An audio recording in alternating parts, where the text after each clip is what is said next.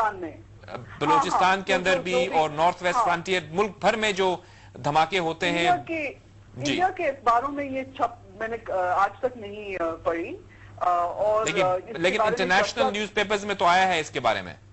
हाँ, पर यहाँ के पेपर्स में तो ये बहुत कम चर्चा होता है, क्योंकि India is also very I suppose very conservative country के, जस्ट लाइक इन पाकिस्तान हम उनको लगते हैं कि वो विक्टिम्स हैं, यहाँ भी लोग ऐसे ही लगते हैं कि यहाँ भी विक्टिम्स हैं, और ये विक्टिमाइजेशन की ऐसी होती है कि लोग फिर दे पॉइंट फिंगर्स। राइट। तो अभी तो ये पॉइंटिंग फिंगर्स की शुरू हो गया फिर से इंडिया। लेकिन पाकिस्तान के ऊपर तो फिंगर पॉइंट बहुत जल्दी कर देते हैं। मुंबई में देखा हमने, अभी वाकयात हुए, फौरन फिंगर्स पॉइंट शुरू हो गई थी। आपके स्पेशली टेलीविजन मीडिया ने तो एक मैं कहूंगा कि तमाम लिमिट्स ही क्रॉस कर दी थी।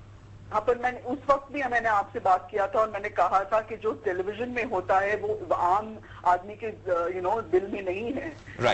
इंडियंस और पाकिस्तानीज ऐसे हैं कि जो गवर्नमेंट करते हैं वो उनके people they don't share these views. Right. बहुत शुक्रिया नीना गोपाल। हम दोबारा भी आपसे बात करेंगे जैसे जैसे ये मुलाकातें आगे बढ़ती हैं।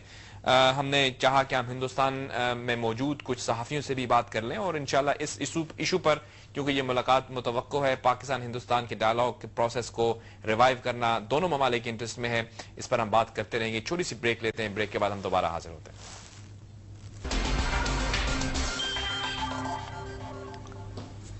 Welcome back viewers, inside Javed Malik. आज के दिन हमने नजर डाली उस मुतवक्को मुलाकात के ऊपर जो कि शर्म अल शेख में होगी, लेकिन अहम इशू जो प्रोग्राम के शुरू में मैंने कहा था कि IDPs यानी उन लोगों का जिन्होंने नकल मकानी की, उनकी वापसी का सिलसिला शुरू हो गया है। क्या ANP की हुकूमत जो कि बरसरे इख्तदार है उस प्रोविंस में उस एडिक्वेट अरेंजमेंट्स कर रही है, ये जानने के लिए हम अभी चलेंगे पाकिस्तान और वहां बात करेंगे सेनेटर नबी बंगश साहब से जो कि ANP को रिप्रेजेंट करते हैं। अस्सलाम वालेकुम सेनेटर साहब। वालेकुम सलाम। मुझे ये बताइएगा कि जो अभी हम देख रहे हैं खुशाइन खबर के IDPs की वापसी का सिलसिला शुरू हो गया है, क्या ANP की हुकूमत ये तमाम एडिक्वेट अरेंजमेंट्स कर चुकी है और क्या आप सेटिस्फाइड हैं कि पीस रिस्टोर हो गया है और उन तमाम लोगों का सफाया कर दिया गया है जो कि हालात को खराब कर रहे थे? थैंक यू जावेद मलिक साहब।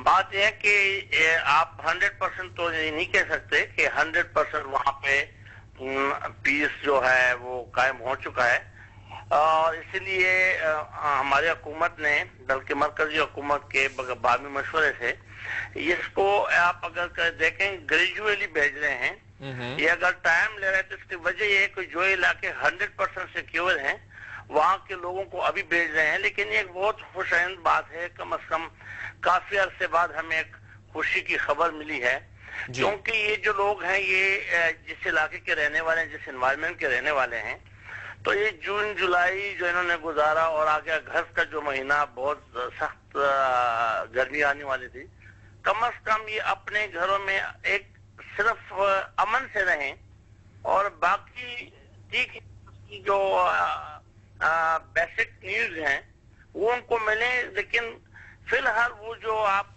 मुकम्मल आबादकारी का सिलसिला है। अच्छा, मुझे ये बताइएगा कि जो आप ये क्या इस चीज का इदराक है, आप सेनेटर हैं, ANP से आपका ताल्लुक है, आपकी हुकूमत है इस वक्त उस प्रोविंस में, क्या आपकी हुकूमत इस चीज का इदराक रखती है कि ये जो लोग वापस आ रहे हैं इनकी बेसिक रिक्वायरमेंट्स इनको मुहैया करनी बहुत जरूरी है? इनके लिए एम्प्लॉयमेंट अपॉर्चुनिटीज होनी चाहिए, इनके लिए वहां पर रहने सहने के अरेंजमेंट्स होने चाहिए, जो इनकी फसलें कहीं पे अगर नाकारा हो गई हैं तो उनके बारे में कोई मतबादल अरेंजमेंट हो, इनके बच्चों के लिए स्कूल्स जो हैं वो वापस अगर टूट फूट गए हैं तो उनको रीबिल्ड करना है। तो इन तमाम इश्यूज के हवाले से क्या प्लान है आपकी जमात का और आपकी हुकूमत का? जो आप बात कर रहे हैं, देखें वहाँ पे तकरीबन इंफ्रास्ट्रक्चर तबाह है, स्कूलें तबाह हैं, पुलिस सड़कें नहीं हैं, लोगों के जाती अमलाक और फसलें तबाह हैं। उसकी रेस्टोरेशन पे और उसकी जो रिहेबिलिटेशन जो आप कह रहे हैं आबादकारी पे, उस पे तो काफी सरमाया लगेगा और काफी टाइम भी लगेगा, नो डाउट। लेकिन जो बेसिक चीज थी, एक तो इन लोगों को लेकिन अभी हम ये सेलिब्रेट कर रहे हैं कि ये लोग वापस जा रहे हैं। मेरा सवाल ये है, आपका ताल्लुक उसी इलाके से है, वो कहां वापस जा रहे हैं? अगर आप कह रहे हैं उनकी इमलाक टूट फूट चुकी हैं, घर टूट फूट चुके हैं, फसलें तबाह हो चुकी हैं, वहां पे स्कूल्स नहीं है, तो ये लोग वहां जाके क्या करेंगे? मैं जो आपको कह रहा हूं कि वहां पे जो इमरजेंसी बेसिस पे ये है कि यहाँ के रहने के बजाय نمبر 1 یہ اپنے جگہ پہ جا کے سکون سے رہیں گے. نمبر 2 جو اسکول یہاں پہ ابھی بچے جو اسکول کس طرح پڑھ رہے تھے, یا تو پڑھ ہی نہیں رہے تھے سرے سے, یا کسی ٹینٹوں کے اسکول میں پڑھ رہے تھے.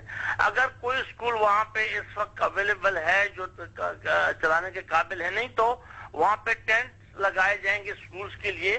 جن کے گھر سلامت ہیں وہ گھروں میں رہیں, نہیں تو وہی اپنی زمین پہ اپنی انوائرمنٹ میں ٹینٹ میں رہے.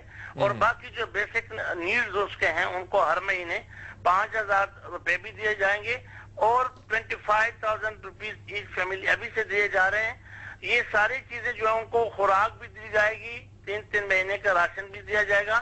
تو اس کا پھر وہاں پہ رہ کے ان کے کافی سارے, میرے خیال میں صرف ہی اپنے جگہ, اپنے گھر پہ, اپنے زمین پہ, اپنے زمین پہ پیر رکھتے ہیں, ان کی 50% جو وہ ہے مورلی, وہ جو ایک سائیکولوجیکلی ان کو وہ ہے وہ ختم ہو جائے گی ٹینشن. دوسری پیس جو ہے مین چیز, یہ انہوں نے اتنی قربانی کس لیے دی کہ وہاں پہ امن قائم ہو.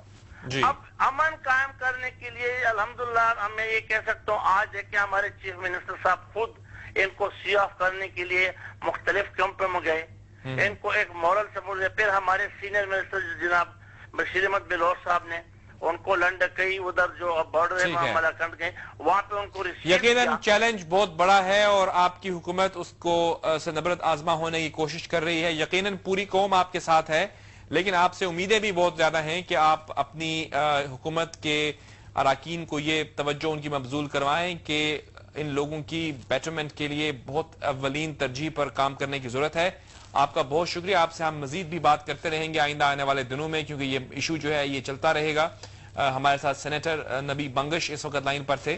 اس سے پہلے ہم نے ہندوستان اور پاکستان کے درمیان مذاکرات کے حوالے سے بات کی, شرم الشیخ میں اس میٹنگ کے بارے میں بات کی, اور آپ کے سامنے نہ صرف پاکستان کے سابق فورن سیکرٹری کا ویو پوائنٹ رکھا بلکہ ہندوستان میں موجود 2 ہندوستانی صحافیوں کا ویو پوائنٹ بھی لیا.